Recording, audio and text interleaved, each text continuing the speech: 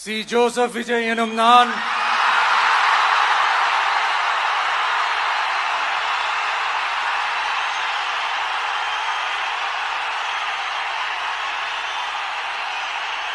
சட்டப்படி அமைக்கப்பெற்ற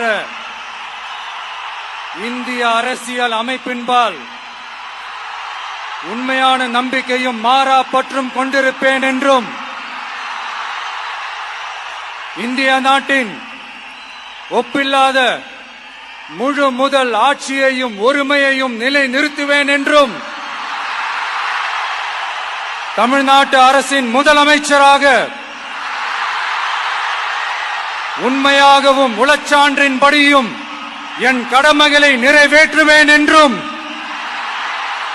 அரசியல் அமைப்பிற்கும் சட்டத்திற்கும் இணங்க அச்சமும் ஒருதலை சார்பும் இன்றி விருப்பு வெறுப்பை விலக்கி பலதரப்பட்ட மக்கள் அனைவருக்கும் நேர்மையானதை செய்வேன் என்றும் ஆண்டவன் மீது ஆணையிட்டு உறுதிமொழிகிறேன்.